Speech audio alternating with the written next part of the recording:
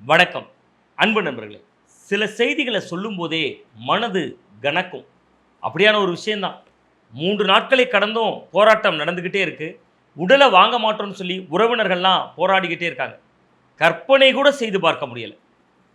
சாத்தாங்குளம் சம்பவத்தில் எப்படி ஜெயராஜ் பெனிக்ஸ் சம்பவத்தில் ஒட்டுமொத்த தமிழ்நாட்டையும் முழுக்குச்சோ, அதைவிட உச்சமா, அதைவிட கொடுமையா, அதைவிட கொடூரமா ஒரு வலதுகை பாதிக்கப்பட்ட மாற்றுத்திறனாளியை நாகர்கோவில் சிறைக்குள்ளேயே சிதைக்கப்பட்டு 19 இடங்களில் காயங்களோட கொலை செய்யப்பட்டிருக்கிறார். கொலை வழக்காக போட்டிருக்கு. அப்போ அது கொலை செய்யப்பட்டிருக்கிறார். அந்த அளவிற்கான ஒரு துயர சம்பவத்தோட பின்னணி என்ன? இந்த வழக்கு சரியான திசையில் தான் போகுதா? இதில் இன்னும் பார்க்கப்படாத கோணங்கள் என்னவெல்லாம் இருக்குது அப்படிங்கிறத பற்றி தான் இன்றைக்கி நம்ம இந்த வீடியோவில் பேசியிருக்கோம். வாங்க நம்ம வீடியோக்குள்ளே போயிடலாம். கன்னியாகுமரி மாவட்டத்தில் ஈத்தங்காடு அப்படிங்கக்கூடிய பகுதி ரொம்பவே ஒரு பிரபலமான பகுதி. அதுக்கு பக்கத்தில் தான் மருந்துவாள் மலையெல்லாம் இருக்குது, வரலாற்று சிறப்பு மிக்க பகுதிகள். அந்த ஈத்தங்காடு பகுதி தான் சபரிவர்மனோட வீடு. அந்த வீட்டு பக்கத்திலே ஒரு பெட்டிக்கடை. அவர் ஒரு மாற்றுத்திறனாளி, வலதுகை பாதிக்கப்பட்ட மாற்றுத்திறனாளி. அது எந்த வகையான மாற்றுத்திறன் அப்படின்னு நீங்கள் பார்த்தீங்கன்னா, வலதுகை 60% பாதிக்கப்பட்ட மாற்றுத்திறனாளிகள் நலத்துறையால் தேசிய அடையாள அட்டை வழங்கப்பட்ட மாற்றுத்திறனாளி. அவரால் பெரிய கனமான வேலைகள்லாம் செய்ய முடியாது. அவருக்கு திருமணமும் முடிந்து விட்டது. மனைவிக்கு ஸ்ரீவில்லிபுத்தூர். அந்த திருமணம் முடிந்து அவருக்கு 4 வயதில் ஒரு பையன் இருக்கான். அந்த வீட்டுக்குள்ளே நுழைஞ்சா, ஐயோ எங்கள் அப்பா எங்கே, எங்கள் அப்பாவுக்கு என்ன ஆச்சு, நம்ம பதட்டமும் கவலையும் கண்ணீரும் கம்பளியுமா இருக்காங்க. அவருடைய அப்பா இருக்கார்.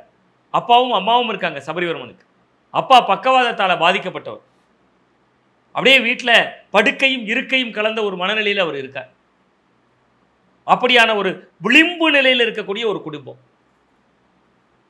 விளிம்பு நிலையில் இருக்கக்கூடிய அந்த குடும்பம் வீட்டுக்கு முன்னாடி ஒரு பெட்டி கடை. அந்த பெட்டி கடையில் குட்கா வித்தார். இதுதான் அவர் மீதான வழக்கு. அவரிடம் கைப்பற்றப்பட்ட குட்கா பாக்கெட்டுகளோட எண்ணிக்கை எவ்வளோ தெரியுமா? 2000 டன்னு, 1000 டன்னு, 500 டன்னு, 300 டன்னு, 200 டன்னு, 10 டன்னு, 1 டன்னு, இப்படிலாம் இல்லை, 200 கிராம். சரியாக சொல்ல போனால் 8லிருந்து 10 பாக்கெட்டுகள். இந்த 10 பாக்கெட் குட்காவுக்காக நாகர்கோவில் சிறைக்கு அனுப்பி வைக்கப்பட்ட தெற்கு தாமரைக்குளம் காவல் நிலையத்தால் வழக்கு பதிவு செய்யப்பட்டு நாகர்கோவில் சிறைக்கு அனுப்பி வைக்கப்பட்ட சபரிவர்மன் இப்பொழுது நாகர்கோவில் ஆசாரிபள்ளம் அரசு மருத்துவக் கல்லூரி மருத்துவமனையில் இருக்கக்கூடிய பிணவரையில் மூச்சிறங்கி இருக்கான். இதில் என்ன நடந்துச்சுங்கிறத நம்ம பேசுறதுக்கு முன்னாடி, எங்களுக்கு தேவை சாரி இல்லை நீதின்னு கேட்டவர் மாண்புமிகு தமிழக முதல்வர் விஜய் அவர்கள். கடந்த தமிழக வெற்றிக் கழகத்தவர் நிறுவனப்ப எங்கள்கிட்ட என்னெல்லாம் அணிகள் இருக்குது அப்படிங்கிறத அறிவித்தாங்க. ஆனால் அந்த அணி செயல்பாட்டுக்கு வராவிட்டாலும் கூட மாற்றுத்திறனாளிகள் அணின்னு ஒரு அணி அந்த கட்சியினுடைய கட்டமைப்பில் பேனரில் அவர் கொண்டு வந்திருந்தார். அது உள்ளபடியே தமிழக அரசியலில் ஒரு புதிய பாய்ச்சல். அதற்கு முன்பு சமூக நீதி சமத்துவம்னு பேசிய திமுக அதிமுகவில் கூட அது இல்லை. பாஜக போன்ற கட்சிகள் கூட சக்சம் அப்படின்னு ஒரு அமைப்பு வச்சுருக்காங்க. அது மாற்றுத்திறனாளிகளுக்கான அமைப்பு. இடதுசாரிகள் ரொம்ப வீரியமாக வச்சுருக்காங்க. கம்யூனிஸ்ட் கட்சிகளில் அது இருக்குது. மாற்றுத்திறனாளிகள் நலச்சங்கமே வைத்திருக்கிறாங்க. ஆனால் ஒரு திராவிட கட்சிகளில் திமுக போன்று ஒரு தமிழ்நாட்டை ஆளும் திறனோடு வந்த ஒரு கட்சியில் மாற்றுத்திறனாளிகள் விங் அப்படின்னு முதல்ல தொடங்கப் போவதாக சொன்னது தாவேகா. ஆனால் திமுக காலப்போக்கில் அதை செஞ்சாங்க. திமுக அதற்கு பின்பு மாற்றுத்திறனாளிகள் அணியை அமைத்தார்கள். தீபக் போன்றவர்கள் அதில் மாநில செயலாளராக இருக்காங்க. அப்போ இங்கே விஷயம் என்னென்னா, கடந்த காலங்களில் இதே முதல்வர் விஜய் அவர்கள் ஒரு அரசியல் கட்சியாக இருக்கிற பொழுது அஜித்குமார் மரணம், லாக்அப் டெத்தால் நடந்த மரணம், அந்த அஜித்குமாருடைய மரணத்தின் போது முதல்வர் விஜய் அவர்கள் அன்றைக்கு தமிழக வெற்றிக் கழகத்துடைய தலைவராக மட்டும் இருந்தார். என்ன செய்தார் தெரியுமா? லாக்அப் டெத்தால் மரணமடைந்த அந்த 25 குடும்பங்களையும் அழைத்து வந்து ஒரு மேடையில் போட்டு ஒரு 20 நிமிஷம் ஆர்ப்பாட்டம் சென்னையில் பண்ணார். இன்னைக்கு இந்த தமிழக வெற்றிக் கழகத்தினுடைய அமைச்சர்கள் 3 நாட்களுக்கு பிறகு இன்றைக்கு வருவதாக தகவல் சொல்லியிருக்காங்க. அதே குமரி மாவட்டத்தில் இருக்கக்கூடிய கிள்ளியூர் தொகுதியினுடைய எம்எல்ஏ ராஜேஷ்குமார் அவர்கள் நேற்று பூரா காமராஜர் விழா குமரி மாவட்டத்தில் தான் இருந்தார். ஏன் இந்த தாமதம்? ஏன் இந்த தாமதம் என்பதுதான் நம்முடைய கேள்வி. அவர் போவார், அவர் பேசுவார், ஒருவேளை அதற்கு பின்பு அதை சமரசமாகலாம். ஆனால் ஏன் தாமதம்? மாற்றுத்திறனாளிங்க அவர் சபரிவர்மன்.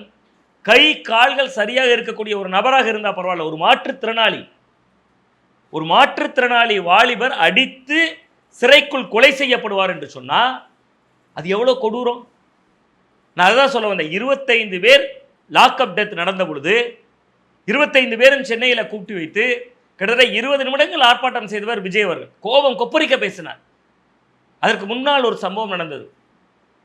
அந்த லாக்அப் டெத்தில் மரணம் அடைந்த அஜித்குமார் அப்படிங்கக்கூடிய அந்த வாலிபர், அந்த அஜித்குமார்ங்கிற வாலிபர் அவருடைய இல்லத்திற்கு ஃபோன் செய்து அன்றைக்கு முதல்வராக இருந்த மு க ஸ்டாலின் சாரி கேட்டார். ஒரு சம்பவத்துக்கு சாரி கேட்கலாங்க, 25 விஷயங்களாக தொண்டு தொட்டு நடக்கக்கூடிய ஒரு சம்பவம், அவர் சாரி கேட்குறார். அதுவும் தவறு, அதை தடுத்திருக்கணும். ஆனால் விஜய் அவர்கள் அன்னைக்கு சொன்னார், எங்களுக்கு தேவை சாரி அல்ல நீதினர். இன்றைக்கு இவ்வளோ பெரிய துயர சம்பவம் நடந்திருக்கு. அந்த குடும்பம் சொல்கிறாங்க, நாங்கள் உடம்ப வாங்குறங்க, விஜயை பேச சொல்லுங்கிறாங்க, முதல்வரை பேச சொல்லுங்க, பதில் சொல்ல சொல்லுங்கிறாங்க. ஒரு மாற்றுத்திறனாளி உயிரிழந்திருக்கிறார், சிறையிலே உயிரிழந்திருக்கிறார். இதற்கு பதில் சொல்ல வேண்டிய பொறுப்பும் கடமையும் தமிழக அரசுக்கு இருக்கு. வாய் திறக்கணுங்கிற. நீங்கள் அரசியல் விமர்சனங்களை தவிர்க்கலாம், வாய் திறக்காம. திமுக சொல்றாங்க, அதிமுக சொல்றாங்க, நாங்கள் ஏற்க பதில் சொல்லணும் தவிர்க்கலாம். நீங்கள் பதில் சொல்ல வேண்டிய பொறுப்பிலே இடத்திலே இருப்பவர்கள் இந்த விஷயத்துக்கு வாய் திறக்கணும். ஏன் திறக்கணும்னு சொல்றேன்? இதுல அரசு மீதான என்ன வகையான வன்மங்கள் வருது, குற்றச்சாட்டுகள் வருது. அந்த நபர் குட்கா விற்பது தவறு, சட்டப்படியாக தவறு தான். அதில் நம்ம எந்த கடுகளவிலும் நம்ம அந்த குட்கா விற்பதை நாம் நியாயப்படுத்தவோ, குட்கா விற்பதை ஒரு மாற்றுத்திறனாளி தானே விற்கிறார் அப்படின்னு அதை ஒரு நியாயப்படுத்தவோ நாம் விரும்பவில்லை. குட்கா விற்பது தவறு. பள்ளிக்கூடங்களே போட்டிருக்காங்க, பள்ளியின் அருகிலே பீடி சிகரெட் புகைக்க தடை. அது மாதிரி தான் அது. குட்கா விற்றால் தண்டனை. எவ்வளோ காலம் தண்டனை? 6 மாதம் முதல் ஓராண்டு வரை தண்டனை விதிக்கலாம், சட்டத்தில் இடம் இருக்கிறது. நீங்கள் அந்த குட்கா பாக்கெட் வாங்கினீங்கன்னா அந்த குட்கா பாக்கெட்டில் போட்டிருப்பாங்க, அப்படியே ஒருத்தர் வாயிலெல்லாம் கேன்சர் வந்த மாதிரி அப்படியே வாயெல்லாம் புழுத்து வடிகிற மாதிரி ஒரு பிக்சர் போட்டிருப்பாங்க. ஒரு சினிமா தேட்டரில் போய் படம் பார்க்க போனால் அதுலேயும் முதல்ல சொல்லுவாங்க, பீடி குட்கா எந்த வகையிலும் கேடு தரும், இது உங்கள் உயிருக்கு ஆபத்தை விளைவிக்கும்.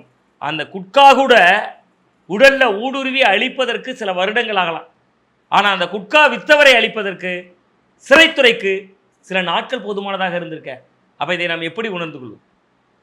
அவர் குட்கா வித்திருக்கிறார். ஏற்கனவே 2 முறை போலீசார் அவரை எச்சரித்ததாகவும் சொல்லப்படுது, அவர் மீது வழக்கு 2 முறை பாய்ச்சப்பட்டதாகவும் சொல்லப்படுது. அப்போ 3வது முறை விற்கிறார். 100 கிராம் பாக்கெட்டு பிடிக்கிறாங்க. இந்த 100 கிராமை நான் ஏன் அளவு சொன்னேன்னா, குட்கா வழக்கு இருக்கிறவரை கட்சிக்குள்ளேயே சேர்த்துக்கிறாங்க. வெரி குட், உங்கள் மேலே குட்கா வழக்கு இருக்கா, வாங்க என்கிட்ட ஒரு வாஷிங் மிஷின் இருக்குது, அந்த வாஷிங் மிஷினில் போட்டு வெளுத்தோன்னா நீங்கள் அந்த குட்கா பாவங்கள் எல்லாம் உங்களை விட்டு நகர்ந்து விடும்னு பேர் சொல்வதில் நமக்கு தயக்கம் இல்லை. விஜயபாஸ்கர் அவர்களை சேர்த்தார்கள். அண்மையில் அவர் மீது குட்கா வழக்கு நிலுவையில் இருக்கிறது, விராலிமலை விஜயபாஸ்கர் மீது. இங்கே குட்கா வழக்கு தானே நிலுவையில் இருக்கிறது. 62,000 வாக்கள் வித்தியாசத்தில் ஜெயிச்சிருக்காரு. அப்படி யோசிக்கலாமா? அப்படி பார்க்கணுமா? தெரியலை, கோணங்கள் புரியலை. அவங்க ஒரு மாற்றுத்திறனாளியை குட்கா வைத்திருந்தார் என்பதனால கைது செய்கிறாங்க. அவர் சிறைக்குள்ளே போகிறாரு. சிறைக்குள்ள கைதிகளுக்குள் மோதல். இன்னைக்கு சொல்கிறாங்க 8 பேர் கைதிகளையும் கைது செய்திருக்கிறோம். வார்டன்கள் 3 பேர் பணி ரீதியாகவும் சஸ்பெண்ட் செய்யப்பட்டிருக்காங்க. வார்டன்கள் 3 பேரும் கைதும் செய்யப்பட்டிருக்காங்க. நாங்குநேரி ஜெயிலுக்கு அனுப்பப்பட்டாங்க. இங்கே கேள்விகள் எங்கிருந்து புறப்படுகிறது, கேள்வி கணைகள் எங்கிருந்து எழுகிறது அப்படின்னு நம்ம பார்க்கணும். இந்த 8 பேர் கைது செய்யப்பட்டிருக்காங்களே கைதிகள், அந்த கைதிகளுடைய பின்னணியை முதல்ல நம்ம பார்த்துருவோம். அதில் அந்த 8 பேர் கைது செய்யப்பட்டவர்களில் இவரை சேர்ந்து தாக்கியவர்களில் முதல் பெயர் அஜித், ரவுடி பட்டியலில் அவர் பேர் இருக்குது போலீஸாரில். அடுத்தது பெருமாள், ரவுடி பட்டியலில் அவருடைய பெயர் இருக்குது. குலசேகரம் ஜெகன், அவர் மேலே திருட்டு கேஸ் உட்பட 54 வழக்குகள் நிலுவையில் இருக்குது. 54 கேஸு. அடுத்து கொட்டாரத்தை சேர்ந்த அஜித் என்பவர் மீது கொலை வழக்கு இருக்குது, ரவுடி பட்டியலில் பெயர் இருக்குது. களக்காடோட வெறிய பெருமாள் என்பவர் மீதான கொலை வழக்கு இருக்குது. மார்த்தாண்டத்துலேருந்து விஷ்ணுன்னு ஒருவர் கைது பண்ணியிருக்காங்க, அவர் மேலே திருட்டு வழக்கு இருக்குது. இவங்களாம் ஜெயிலுக்குள்ளே ஏற்கனவே இருந்தவங்க. கன்னியாகுமரி அரவிந்த் சேதுராம், இவர்கள்லாம் போஸ்கோ சட்டத்தில் ஏற்கனவே வழக்கு இருக்கக்கூடியவர்கள். சரத் சாரதின்னு 2 பேர் கைது செய்யிருக்காங்க, அவங்களாம் அடிதடி வழக்கு இருக்குது. நான் என்ன கேட்குறேன், இத்தனை பேரை சிறையில் 22 பேர் இருக்காங்க. அவர் இருந்த அந்த அறையில் அதே செல்லில் 22 கைதிகள் இருந்திருக்காங்க. அப்போ இவர்களுக்குள்ளாடி ஒரு மோதல் நடந்தது. இன்றைக்கி காவல்துறை சொல்லக்கூடிய ஒரு விளக்கம், அந்த 22 பேர் இருந்தாங்க அந்த செல்லில், இவரும் அதே செல்லில் இருந்தார். சில நிறைய வழக்கறிஞர் நண்பர்கள்ட்ட பேசும்போது சொன்னாங்க, பொதுவாக அந்த கைதிகள்லாம் ராத்திரி தூங்கலை, யாராவது டிஸ்டர்ப் பண்ணுறாங்கன்னா அவங்களோட சண்டை வரும், அது இயல்க அப்படிங்கிறார். சரி, அப்படியே சண்டை வந்தாலும் ஒரு 10 பாக்கெட் குட்கா வைத்திருந்த குற்றவாளி, ஒரு மாற்றுத்திறனாளி, அவரை போடக்கூடிய செல்லுனா எந்த செல்லில் போட்டிருக்காங்க? நீண்ட நெடிய குற்றப்பின்னணி கொண்ட சரித்திர குற்றவாளிகளுடைய பட்டியலில் இந்த 22 பேர் இந்த செல்லில் கொண்டு இந்த மாற்றுத்திறனாளியை தூக்கி போடுறாங்க. சரி, அவர்களுக்குள்ளாட சண்டை வந்துருச்சான். போலீஸ் சொல்லக்கூடிய விஷயங்களை சொல்லும். அவர்களுக்குள்ளாக சிசிடிவி கேமராவை பயன்படுத்தி சொல்கிறாங்க, இது உண்மையாக கூட இருக்கலாம், உண்மையாகவே இருக்கும் என்று நாம் நம்புவோம். ஏன்னா காவல்துறை அதை விளக்கமாக சொல்லியிருக்காங்க, தகவலாக கசிய விட்டுருக்காங்க, அதுதான் ஊடகங்களில் வருது. அவர்கள் என்ன சொல்கிறாங்கன்னா, 22 பேர் இவர்கள் எல்லாம் சேர்ந்துருந்தாங்க. அப்போ சபரிவர்மனுக்கும் அவர்களுக்கும் இடையில் தகராறு ஏற்பட்டது. அந்த தகராறை தொடர்ந்து தான் வார்டன்கள் உள்ளே போனாங்க, தகராறை தடுக்க போனாங்க. ஒரு கட்டத்தில் வார்டன்களும் சேர்ந்து அவருடைய கை கால்களை கட்டி வச்சாங்க. கட்டி வச்சு வார்டன்களும் அடிச்சாங்க, கைதிகளும் அடிச்சாங்க. நான் என்ன கேட்குறேன், இப்போதான் நம்மளோட சட்ட ரீதியான சில கேள்விகள் வருது.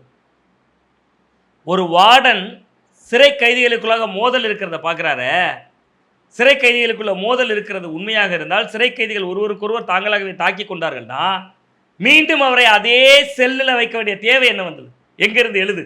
ஒன்று, சிறைக்குள்ள ஒரு கைதி இன்னொரு கைதியை தாக்கி கொள்கிறார்னா அது என்ன? அதுக்கு பேர் என்ன? சிறைக்குள் நடக்கும் மோதல். அப்போ அந்த மோதலை நெல்லையில் இருக்கக்கூடிய சிறைத்துறை உயர் அதிகாரிகளுக்கு தெரிவிச்சிங்களா? இன்டிமேஷன் கொடுத்தீங்களா? ஏதாவது தகவல் தெரிவிக்கப்பட்டதா? அப்படி தகவல் தெரிவிக்கப்பட்டோம் அதே செல்லில் அவரை வைத்திருந்தீர்களா? எவ்வளோ கேள்விகள் வருது. இதெல்லாம் ஒரு பக்கம் ஒதுக்கிறோம். அடுத்த கேள்வி வர ரொம்ப ரொம்ப முக்கியமான கேள்வி. மாற்றுத்திறனாளிகள் நல உரிமை சட்டம்னு ஒன்று இருக்குது. கடந்த 2016 பார்லிமெண்ட்டில் பில்லு பாஸ் ஆனது. டிசம்பர் 16 மாற்றுத்திறனாளிகள் நல உரிமை சட்டம். அது எப்போ அமலுக்கு வந்ததுன்னா 2017 நமக்கு அமலுக்கு வந்தது. 2016 டிசம்பர் மாதம் 28 அது பார்லிமெண்ட்டில் பில் பாஸ் பண்ணப்பட்டது. மத்திய அரசு உள்ளே வரணுங்கிற இந்த விவகாரத்தில் நீங்கள் ஏன் வராமல் இருக்கீங்க? மாற்றுத்திறனாளிகள் நல உரிமை சட்டத்தினுடைய வேல்யூ என்ன? பிஜேபிக்காரங்க கூட சேர்ந்து இழப்பீடு தாங்கன்னு போராடுறாங்க. மாற்றுத்திறனாளிகள் நல உரிமை சட்டத்தை ஏன் கையில் எடுக்கல? இன்னும் மாற்றுத்திறனாளிகள் நல உரிமை சட்டத்தின்படி அந்த சட்டம் சில முக்கியமான தீர்வடிகளை சொல்றதுல மாற்றுத்திறனாளியினுடைய அடிப்படை உரிமைகள் மற்றும் பாதுகாப்பை பேசுது. அது மீறப்பட்டிருக்கேங்க. அந்த பில்லு இருக்கே, சென்ட்ரல் கவர்மெண்ட் பில்லு இருக்கே, அதுக்கு என்ன வேல்யூ? அதுக்கு என்ன, யார் ரெஸ்பான்சிபிலிட்டி எடுத்துக்கிறது? அது ஒரு நிலையில் இருக்கட்டும். தமிழ்நாடு அரசுக்கு இருக்க மாற்றுத்திறனாளிகள் நல ஆணையரகம், அது எங்கே இருக்குது தெரியுமா? மாற்றுத்திறனாளிகள் நல ஆணையரகம் சென்னையில் லேடி வெலிங்டன் கல்லூரி வளாகத்தில் இருக்கு. அதுக்கு ஒரு இயக்குனர் இருக்கார், அதுக்கு ஒரு ஆணையர் இருக்கார். நான் என்ன கேட்குறேன், ஒரு குழந்தையின் மீதான ஒரு தவறு நடக்கிற பொழுது அங்கே இருக்கக்கூடிய குழந்தைகள் பாதுகாப்பு குழுமம் வருதா? குழந்தைகள் பாதுகாப்பு குழுமம் உள்ளே இறங்குது. ஒரு பெண்களை தவறாக பேசுகிற பொழுது மாநில மனித ஒரு மகளிர் ஆணையம் வருதா? தேசிய அளவில் தேசிய மகளிர் ஆணையம் வருதா? அவ ஏன் ஒரு மாற்றுத்திறனாளிக்கு சிறையில் கொல்லப்பட்டிருக்கிற பொழுது மாற்றுத்திறனாளிகள் நல ஆணையரகம் தமிழ்நாட்டுக்கு இருக்கே, இதுக்கு ஒரு IAS ஆஃபீஸர் பொறுப்பில் இருக்காங்களே, அவங்க ஏன் என்ன என்கொயரி பண்ண வரல? மாற்றுத்திறனாளிகள் நல ஆணையரகம் களத்துக்கு வந்திருக்கணுமே. இந்த மாதிரியான பில்கள்லாம் இருக்குது, அதுக்கு என்ன வேல்யூ? அப்போ இதையெல்லாம் பேச வேண்டிய, பேசு பொருளாக்க வேண்டிய தேவை இன்றைய காலத்தில் இருக்குது. சரி, இதையெல்லாம் விட முக்கியமாக அந்த குடும்பம் அரசு வேலை கேட்குறாங்க. குடும்பம் அரசு வேலை கேட்குறாங்க. அரசால் நியமிக்கப்பட்ட காவலர்களால் அவர்களுக்கு ஏற்பட்ட பாதிப்பு. ஏற்கனவே கரூர் சம்பவத்தில் ஒரு 41 பேருக்கு அரசு வேலை. இன்றைக்கி திமுகவும் கேட்குது இவருக்கு அரசு வேலை கொடுங்க, பாஜகவும் கேட்குது இவருக்கு அரசு வேலை கொடுங்க. அதே கோணம் தான். ஆனால் இவர் ஒரு குட்கா விற்றிருக்கிறார், கைது செய்யப்பட்டிருக்கிறார். அதனுடைய நீட்சியாக இந்த சம்பவம் நடந்துவிட்டது. இந்த சம்பவம் இழப்பீடு வழங்குவதற்கான தீர்வடிகளை தருவதற்கான ஒரு முக்கியமான பிரச்சனை தான். பட் அதனாலேயே இது ஒரு பெரிய போராட்டத்திலோ மற்றவற்றிலோ ஏற்பட்ட கைதோடு நாம் ஒப்பிட்டு விட முடியாது.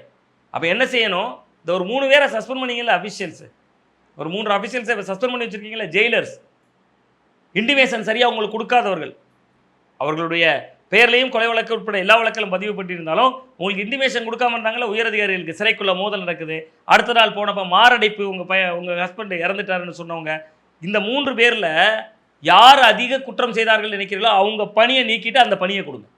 அப்படி தானே கேட்கணும். இழப்பீடு கேட்பதற்கு இழப்பை ஏற்படுத்தியவர் தானே கொடுக்கணும். அரசு இழப்பை ஏற்படுத்தியது, அரசு இழப்பை ஏற்படுத்தியதுன்னா நேரடியாக தமிழ்நாடு அரசு வந்து இழப்பை ஏற்படுத்தலை, அரசுடைய பிரதிநிதிகள் இழப்பை ஏற்படுத்தியிருக்காங்க.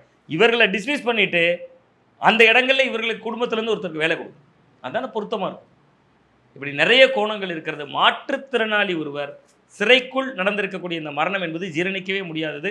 ஏற்கனவே கடந்த 30 ஆண்டுகளுக்கு முன்பு இதே சிறையில் வெளியிலிருந்து ரவுடிகள் உள்ளே வந்து அன்றைய காலகட்டத்தில் மிக பிரபலமாக இருந்த காவல்துறையினர் கைது செய்யப்பட்ட சிறையில் இருந்த லிங்கம் போன்றவர்கள் கொலை செய்யப்பட்ட சம்பவம் இதே சிறையில் நடந்திருக்கிறது. அது 30 ஆண்டுகளுக்கு முன்பு வெளியிலிருந்து வந்தாங்க. இன்றைக்கு உள்ளிருந்தே ஒரு மாற்றுத்திறனாளியை சிதைக்க முடியும் என்று சொன்னால் புகையிலை புற்றுநோயை உருவாக்கும். அந்த புகையிலையை விற்றவரை அதைவிட கொடூரமான ஒரு சித்திரவதைக்கு உள்ளாக்கி இருக்கக்கூடியதற்கு பொறுப்புள்ளவர்கள் பதில் சொல்ல வேண்டும். ரொம்ப முக்கியமாக முதல்வர் பதில் சொல்ல வேண்டும். முந்தைய திமுக ஆட்சியில் கேட்டாங்க பலரும், யார் அந்த சார், அண்ணா பல்கலைக்கழக விவகாரத்தில் கேட்டாங்க. இப்போ அதுபோன்று இந்த விவகாரங்களில் முதல்வர் பதில் சொல்ல வேண்டும். பதில் சொல்ல வேண்டிய பொறுப்பும் கடமையும் அவருக்கு இருக்கிறது. பாதிக்கப்பட்டவர் ஒரு மனிதர் என்பதை தாண்டி ஒரு மாற்றுத்திறனாளிகள் நலனில் விஜய் அரசுக்கு எவ்வளவு பொறுப்பு இருக்கிறது என்பதை காட்ட வேண்டிய நேரம் இது என்பதாக நானும் உணர்ந்து கொள்கிறேன். மீண்டும் நல்ல ஒரு அப்டேட்டோடு உங்களை சந்திக்கின்றோம். நன்றி, வணக்கம்.